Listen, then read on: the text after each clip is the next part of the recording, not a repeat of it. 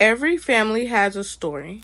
Mine is through generations of love and always being there for each other no matter the situation. My family tree starts with my great grandparents, James Clifford Hardiman and Emma Jernigan Hardiman. They had 14 kids in a small town called Wascom, Texas.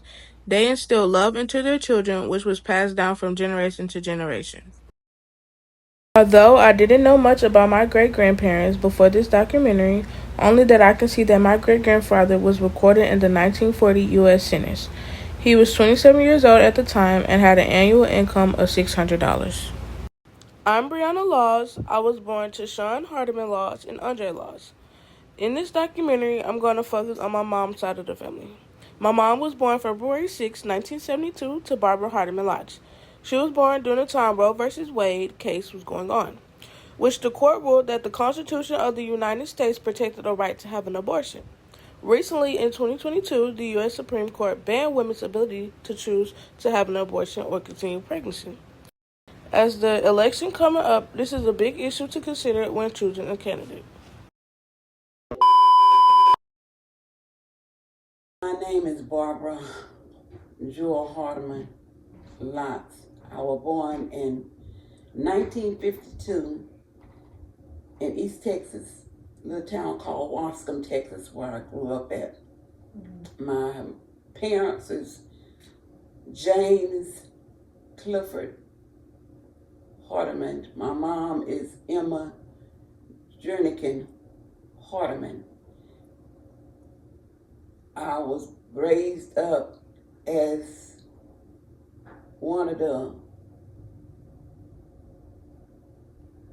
child that my mom them always gave me the a no. And when they mean no, they mean no. I'm the 11th child out of 14 kids that my parents had. My mama sister died. As she was birthing a child, she was the baby was 2 weeks old. So with her 14 kids that she also had to raise her sister child that died when her baby was born. After her baby was born 2 weeks later. My daddy was born in 1912. My mama was born in 1914. My mama had a 10th grade education. My daddy had a 5th grade education. But they raised all four of their kids to try to be the best that they could be. We all was raised in a one two-bedroom house. It was a two-bedroom house. As they got older, they left, but it was a two-bedroom house that we was raised in, sleeping on top of each other. But that's the way we was raised up, to be loved. That's how love come in, because if we get into a fight or anything, my mama would whip us and make us sit up and hug each other and hold each other and to say, I love you. And you could not turn each other loose until you say, I love you, and say it where she feel like you mean it. And if you saying it and you don't seem like you mean it, you just gonna stand up there and hug each other until you show that you mean it. And then she'll let you go. Because one thing back then, parents know when you mean something and when you didn't. I was born during the time, a little bit more during, I wouldn't say slavery, but it was during the time when black and white didn't co-op together. We had to go to different schools. Black kids at one school, white kids at another school. So we had a little, how you say it, discrimination going on with the races. So, and we did that until I got in about, I guess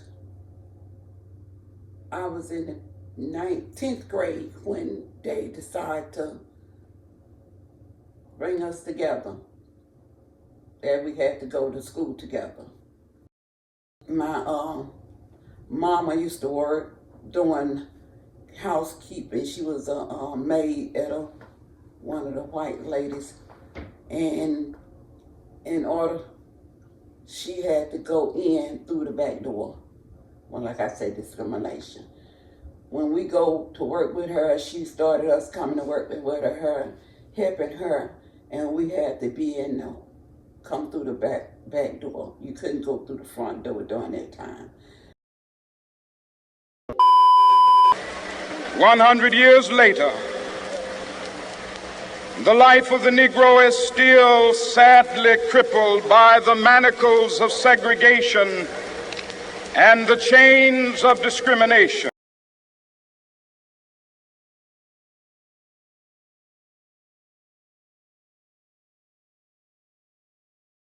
When Martin Luther King got killed, that was one of the worst times of our life. I mean, because that was one of our leaders that helped us through a lot of stuff that we was going through with. Because if it wasn't for Martin Luther King, we don't know what we'd be in, because he was a non-violent person. He didn't like, he felt, you know, like we can get through stuff without being violent. He really believed in non-violent. So when he got killed, the looked like the whole world changed.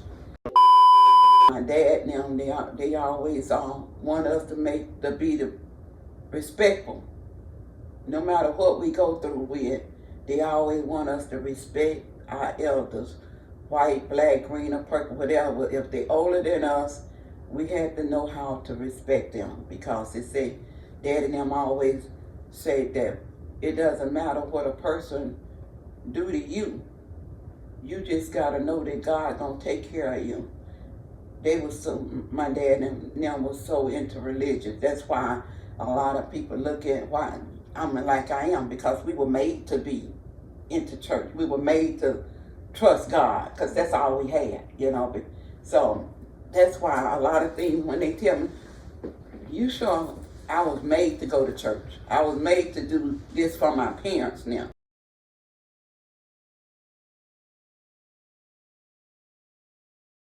To see my kids them to grow up and do what they did, even though me and my husband got married, and my husband and I broke up with my baby. We got a divorce. She was 1.5 years when we broke up, and now they all grown and got their own kids. And they're living a pretty decent life.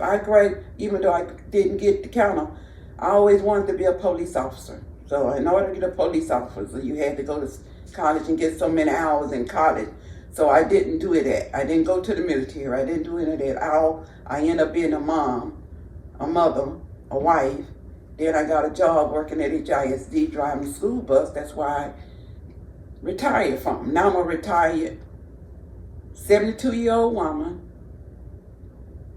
And no, I dare not look back over my life and say, I wished I could have did that. I wish I could have did that. I always feel like anything that happened in your life, God already know. Your life already planned. Whatever you do, as long as you're doing the right thing and not doing stuff evil to hurt anybody, I feel like God gonna take care of you. And that's what I've been living on. The prayers of the righteousness avail it much. Not that I'm better than anybody, not that I don't sin. Yeah, we all sin and come short of the glory of God. But I'm just grateful that I was able to see all my kids get grown enough and have their own family and living a decent life and raising their kids to be decent. So that's my thing, and that's what I'm grateful for.